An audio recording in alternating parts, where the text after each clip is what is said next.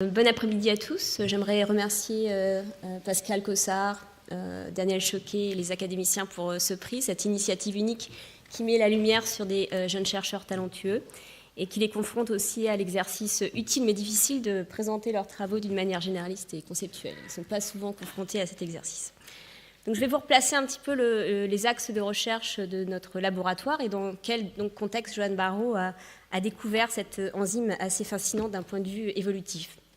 Donc, l'intitulé de notre équipe de recherche, c'est Décision épigénétique et reproduction chez les mammifères. Et nous sommes localisés à l'Institut Curie dans une unité de recherche fondamentale intitulée Génétique et biologie du développement.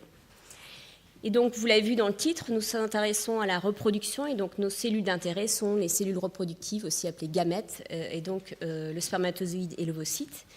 Et au moment de la fécondation, ces cellules contiennent en fait différents types d'informations qu'elles vont pouvoir délivrer, donner à la génération suivante. Bien sûr, le patrimoine génétique tout d'abord, l'information qui est gravée dans le marbre de la molécule d'ADN, et puis divers facteurs cytoplasmiques qui sont principalement donnés par l'ovocyte et qui vont permettre à l'embryon de se développer les premiers jours de développement avant qu'il ne devienne autonome et utilise ses propres gènes. Et puis une information qui est liée à la molécule d'ADN, mais qui n'est pas gravée dans la séquence, qui est accrochée à cette molécule ADN et qu'on appelle généralement information épigénétique. Et nos questions tournent en fait autour de savoir quelle est l'importance de cette information épigénétique pour la reproduction des mammifères. Comment est-ce qu'elle est mise en place au cours du développement de l'ovocyte et du spermatozoïde? Quel est son impact à court terme sur l'identité de ces cellules et sur leur intégrité, l'intégrité de leur génome? Quelle part de cette information épigénétique est portée par l'œuf et le spermatozoïde va être effectivement transmise à la descendance? Parce qu'on sait que peu en fait va résister des vagues de reprogrammation sur lesquelles je reviendrai. Et quand elle est transmise à la descendance, est-ce qu'elle a une importance pour les traits et les phénotypes, un effet parental sur la descendance? Et donc on s'intéresse dans ce contexte principalement à une marque épigénétique qui est appelée méthylation de l'ADN et qui consiste en un transfert biochimique d'un groupement méthyle sur une des 4 bases de l'ADN, les cytosines en l'occurrence chez les mammifères. C'est une marque épigénétique puisqu'elle est héréditaire et stable. Elle est héréditaire au cours des générations cellulaires, à savoir qu'au moment où l'ADN est dupliqué dans la cellule mère pour la transmettre aux cellules filles, les profils de méthylation de l'ADN sont également copiés de manière très fidèle. Et donc, on va avoir une propagation quasiment à l'infini, en fait, du patrimoine de la méthylation de l'ADN de la cellule fille vers toutes les cellules descendantes. Et puis, je vous l'ai dit, cette marque est extrêmement stable, donc elle a aussi la possibilité d'être transmise au cours de la reproduction comme une forme d'information non génétique transmise par le père et la mère à la descendance, et elle peut éventuellement avoir un effet sur les phénotypes. D'un point de vue fonctionnel, c'est une marque qui est associée à la répression des gènes ou de tout type de séquences génétiques. Donc ça, c'est par nomenclature cette petite sucette marquée en noir. Quand une séquence a beaucoup de ces groupements méthyles, en fait, il ne va pas y avoir de transcription de ces séquences et donc elles vont être mises sous silence complètement. Donc cette marque épigénétique fournit une information quant à la régulation des séquences génétiques, à savoir qu'ils doivent être réprimées de manière stable au cours du développement ou au cours des divisions cellulaires. Et donc, c'est une modification qui est catalysée par une famille d'ADN, de protéines qu'on appelle ADN méthyltransférase, qui ont des groupements catalytiques qui servent donc à cette fonction de transméthylation, et des groupements en N-terminal qui sont plus liés à des différences régulatoires, je dirais, entre ces différentes familles de protéines. Et elles sont absolument essentielles à la vie et la reproduction des mammifères, puisque quand on a des mutations individuelles de chacun de ces gènes codants pour les ADN méthyltransférases, on va avoir des phénotypes de stérilité, de létalité embryonnaire précoce, des cancers ou des syndromes développementaux assez sévères, à la fois chez la souris ou des mutations qui existent éventuellement aussi dans la population humaine. Et donc, on pense que la méthylation, ou il a été postulé que la méthylation de l'ADN est évoluée dans le génome des mammifères sous la pression sélective de réprimer non pas les gènes, mais un composant majoritaire de notre ADN, qui ne sont pas les gènes, mais ce qu'on appelle les éléments transposables. Donc ici sont représentées 3 espèces de mammifères auxquelles on est confronté tous les jours, je dirais nous-mêmes, le modèle mammifère privilégié qui est la souris, et puis un modèle agronomique qu'on connaît bien aussi, la vache. Et bien ici sont représentées en fait toutes les séquences qui composent notre ADN, et en noir c'est juste en fait les séquences géniques, vraiment les gènes. Toutes les couleurs ici, ce sont des éléments transposables, donc c'est des reliques en fait de rétrovirus infectieux qui ont intégré de manière stable notre ADN depuis la nuit des temps et qui les ont ainsi colonisés et qui ont coévolué avec nos gènes. Et donc chaque individu, en fait, pour chaque individu, ces transposons correspondent à une sorte d'archivage en fait de ce à quoi on a été exposé au cours de l'évolution. Donc 50% de notre ADN est fait de ces transposons. Donc on a beaucoup de transposons et peu de gènes, il faut garder ça en tête, ça donne un peu le vertige. Et ces transposons sont la cible première de cette modification de l'ADN, la méthylation de l'ADN, et elle sert donc à mettre sous silence et à prévenir la mobilisation de ces séquences qui, donc, comme les rétrovirus, ont la possibilité de se mobiliser et de se propager, mais pas de sortir de la cellule puisqu'ils sont non infectieux. Et donc, contrairement à d'autres espèces, les transposons sont présents chez pratiquement toutes les espèces eucaryotes. Chez les mammifères, en fait, il se trouve qu'ils sont vraiment en proximité physique avec les gènes. On les trouve entre les gènes. Ici, c'est une vue un peu aléatoire d'un ensemble de gènes dans le génome humain. Et on peut voir que ces transposons ici représentés par ces petites barres noires, ils sont plusieurs familles, sont entre les gènes, mais également à l'intérieur des gènes. Et on a des fragments ou des éléments entiers. Et donc, la méthylation de l'ADN est très importante, en fait, pour les contrôler et pour protéger ainsi le patrimoine génétique contre leur activité de multiplication et de lacération du génome éventuel. Et en les domestiquant ici, en les mettant sous silence, on peut ainsi, comme je le disais, domestiquer les transposons et les utiliser éventuellement comme des réservoirs pour des innovations génétiques. Parce que tout ça, ça devient du matériel génétique malléable, non délétère, qu'on peut utiliser à façon au cours de l'évolution. Donc on peut faire trois postulats en fait quant à contrôle épigénétique des transposons. On s'attend, comme je l'ai dit, de la proximité de ces gènes, qu'il y ait des mécanismes très spécifiques qui vont cibler les transposons et les reconnaître par rapport aux gènes. Donc on s'attend à avoir une batterie de protéines qui vont être capables de les cibler spécifiquement, et notamment pour la méthylation de l'ADN. On s'attend aussi qu'il y ait certains stades développementaux qui soient plus à risque, et donc pour lesquels il est très important de déployer ces outils de guerre, si vous voulez, et notamment 2 périodes de développement chez les mammifères où on a ce qu'on appelle, je vous l'ai dit tout à l'heure, une reprogrammation épigénétique, à savoir qu'on a une perte naturelle en fait de la quantité pratiquement totale de toute la méthylation du génome. Et ça se fait en amont de la fécondation, lors de l'émergence en fait, du spermatozoïde et de l'ovocyte. Et cette phase de déméthylation est importante pour d'abord les rendre naïves et ensuite leur permettre d'acquérir cette fonction de gamètes de cellules reproductives. Et puis il y a une deuxième phase de reprogrammation épigénétique qui se fait juste après la fécondation, ici. Et ici, ça sert en fait à ce que l'embryon devienne pluripotent, oublie ce programme de fonction reproductive et puisse à son tour différencier tous les types cellulaires en reméthylant son génome. Donc on voit que ces 2 périodes en fait sont vraiment à risque puisqu'on perd ce verrou qui est important de contrôle de la méthylation. Et donc il va falloir ensuite recibler la méthylation sur ces transposons de manière spécifique et éviter éventuellement les gènes qui sont importants pour la fonction de ces cellules. Et donc il y a en plus des types cellulaires qui sont vraiment à risque. Ce sont les cellules reproductives, bien sûr, parce que si ces transposons se réactivent dans le contexte de ces cellules, ça va perturber les gènes, l'activité des gènes, mais aussi leur séquence, et on va du coup transmettre des informations délétères au niveau génétique à la génération suivante, puisque ce matériel génétique va être perturbé et impropre, en fait, en termes de séquences codantes. Et donc c'est ici que Johan, en fait, a une contribution vraiment majeure, c'est qu'il a vraiment trouvé, effectivement, que DMT3C, cette enzyme, cet agent spécial, a la capacité de n'agir que très ponctuellement au cours du développement, lors de cette période de reméthylation des cellules germinales mâles, pour ne cibler que très spécifiquement les transposons.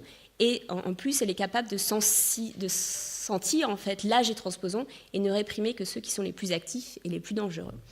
Et donc, ça a été un vrai plaisir d'encadrer Johan pour cette étude. C'est un jeune chercheur très talentueux, tenace, qui a des approches expérimentales très élégantes et aussi des disponibilités humaines très importantes. Merci.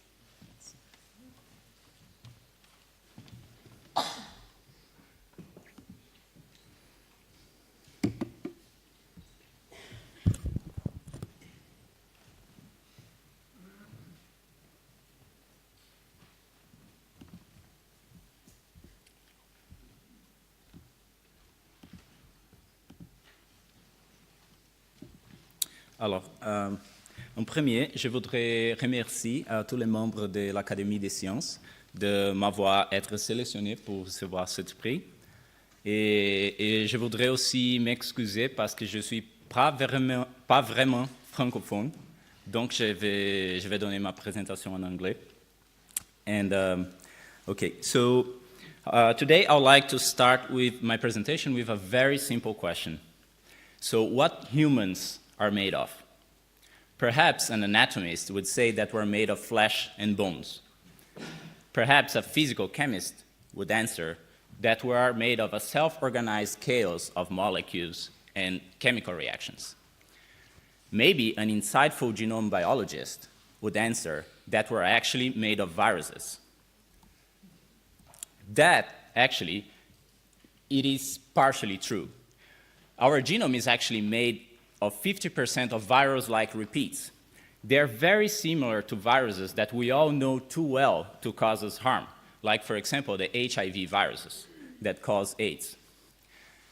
However, these endogenous viruses that we have in our genome, they lost the ability to leave our cells, so they're not infective anymore. So what do? The answer to that is that they jump and transpose themselves to other locations of our genome. And because of that, they're also called transposable elements or transposons, like Deborah just said. In their jumping, in their quest to jump, they can damage our genome. They can interrupt genes, interfere with the message and the regulation of our genes, and they can also induce breaks and rearrangements of our chromosomes. By doing that, they greatly increase in copy number, so it's not only the human genome that has 50% of these sequences, but also every mammalian genome sequence so far. So, for example, like in here shown the mouse genome that we use as a model. The control of these transposons is of particular importance in the male germline. When male mutant mice fail to control transposable elements, they are completely infertile. Like Deborah said, cytosine methylation, it's an epigenetic modification of DNA that is placed by the DNA methyltransferase family of enzymes. It is the most important defense that our genome has against transposable elements. It's able to block their activity and therefore counteracting the damage that they could cause in our genomes. That is very well exemplified also in the germline. So male mutants that don't have DNMT3L, which is a cofactor required for putting DNA methylation in the genome of germ cells, they actually fail to produce spermatozoa, so they are infertile in the context of a massive germ cell death and hypogonadism, so small testes. They have atrophied gonads. We actually identified a mutant just like that one, but with an unknown mutation in our mouse colony. This mutant, it had atrophied testes, complete lack of germ cells, and the chromosomes of the germ cells failed to completely pair during meiosis. In this mutant, we could see two hallmarks of transposon reactivation, of the transposon reactivation life cycle. In the testes of these mutants, we could see strong transposon reactivation at the transcriptional level. And we could also see the accumulation of transposable element-derived proteins, shown here in green, precisely in the germ cells in red of just the mutant, but not in control animals. This transposon reactivation was also associated with a loss of DNA methylation just in the germ cells. How can we see that? We can actually dissociate a testis from mutant and control animals and sort germ cells and somatic cells of the testis using FACS.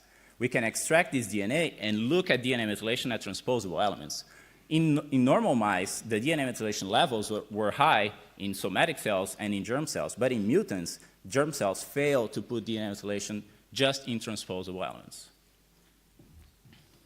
We then wanted to identify the mutation, so we spent a lot of time and effort trying to build a genetic map of these mutants, and we actually were able to pinpoint a 5 million base pair region of chromosome 2 as carrying the causative mutation. We actually had to sequence the whole genome of a mutant to be able to find the mutation, and by comparing the whole sequence of the mutant with a wild-type reference mouse genome, we could see right there on this region of chromosome 2 an insertion of sequences that were not present in the control mice. So by molecular cloning and sequencing of this region, we found that the mutation that these mice had was actually a full-length transposon insertion right inside the annotation of a pseudogene. So what is a pseudogene? A pseudogene is a gene that lost its functionalities.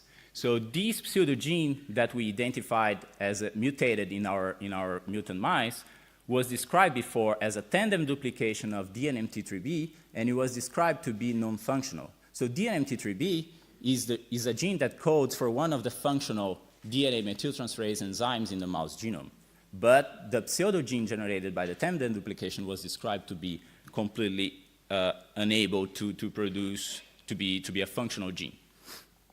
But we actually, when we went to look, we found that just like DNMT3B, the pseudogene showed a pattern of expression covering all the preserved exons. That's very unusual for a pseudogene.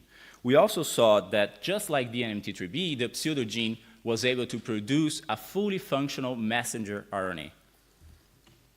And we also found that just like DNMT3B, whose messenger RNA encodes a full-length active DNA methyltransferase protein, the messenger RNA of the pseudogene had full coding potential for a DNA methyltransferase that closely resembles DNMT3B. So it contains an active domain, an ADD domain, but lack a PWP domain. So in function of that, we actually upgrade the status of this pseudogene to an actual gene and rename it DNMT3C.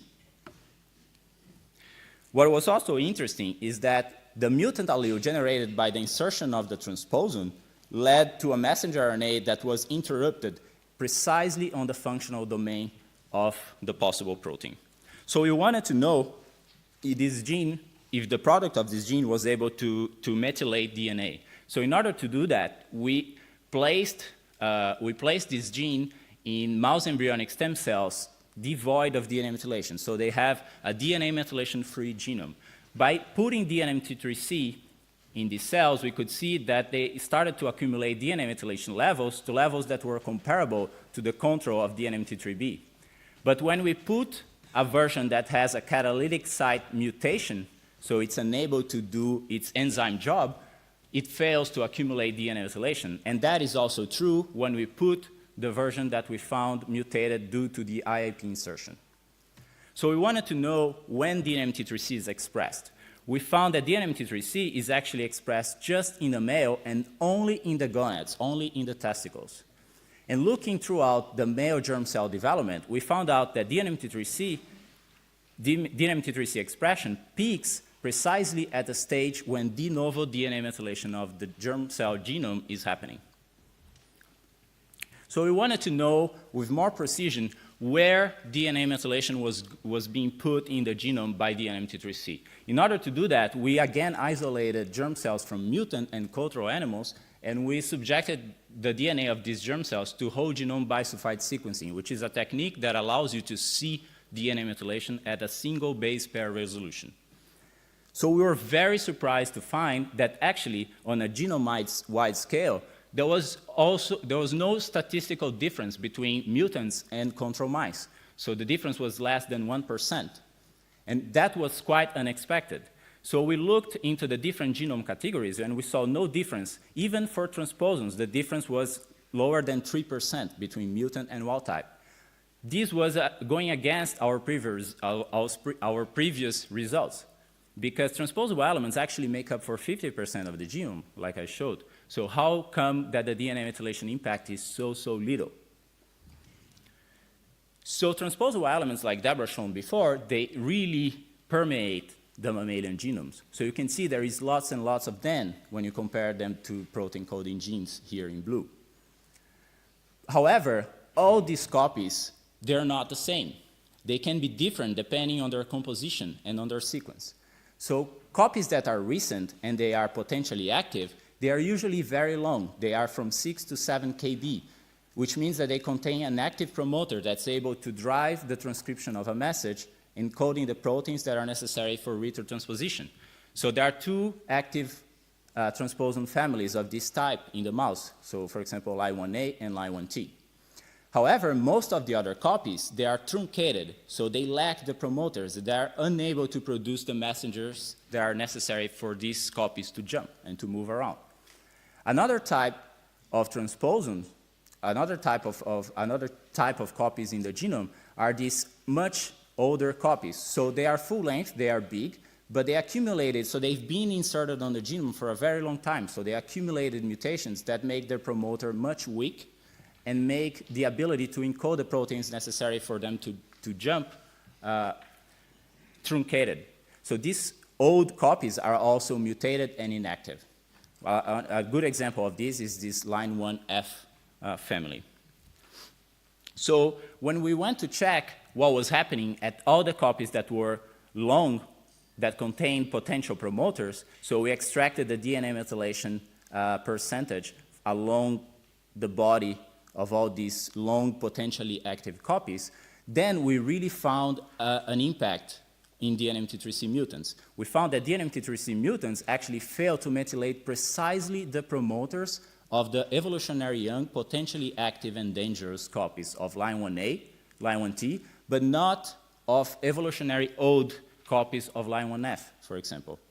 That comes with a realization that the male germline genome has somehow this amazing capacity to distinguish between what's genes, what's truncated transposons, what are old copies, and what are potentially dangerous full-length copies that can actually jump and damage the genome. A very interesting question for the future, for future research, is to find out how the genome of male germ cells use DNMT3C to drive the deposition of protective DNA methylation to the transposons of these only active copies of transposons of the genome. So given the fact that DNMT3C is essential to male fertility, we were very surprised to find that DNMT3C is not conserved among all mammals. So DNMT3C appeared to have happened after a duplication of DNMT3B 46 million years ago in the common ancestor of the muroid type of rodents. That means that humans, for example, do not have DNMT3C. However, not only humans, but also all other mammals, they have a heavy load of transposons in their genome. So an outstanding question is, how do humans protect their genome against transposable elements?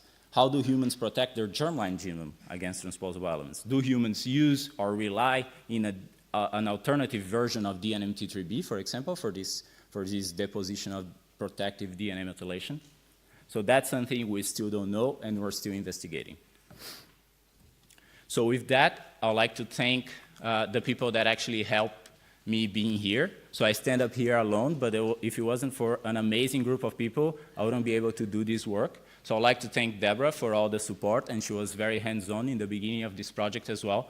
I'd like to thank Aurélie for sharing not only the good times of this project, but also the times in which it was much more about sweat and pain than results. I would like to thank Natasha and our collaborators for helping a lot with the mice and the characterization of the mutants, and also the people who amazingly well handle our mice and the transgenesis platform of QHE, so Fatima and Colin. With that, I would like to thank you all also for listening.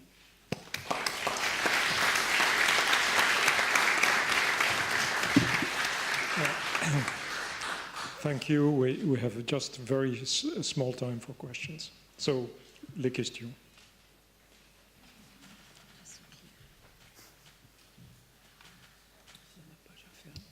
Pascal Cossard. Okay, so I think the key issue now is to know how specifically this enzyme is directed to the site where it has to work.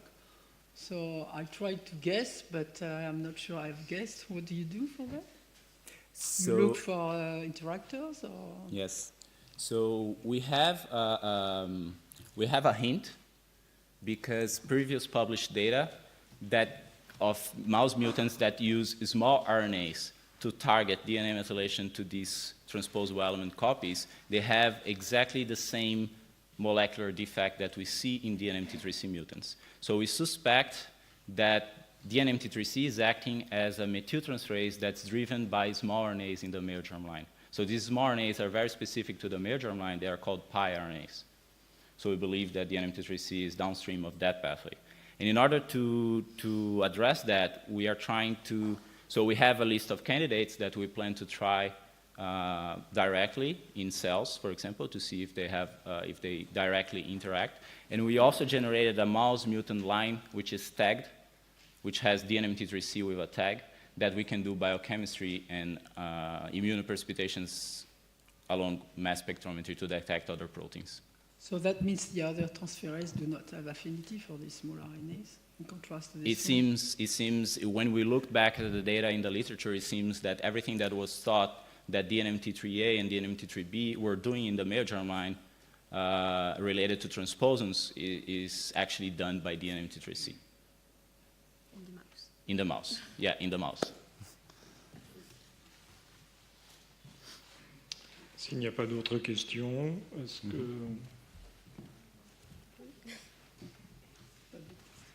Pas d'autres questions? Non. You were Merci. very Very clear. nice, very clear.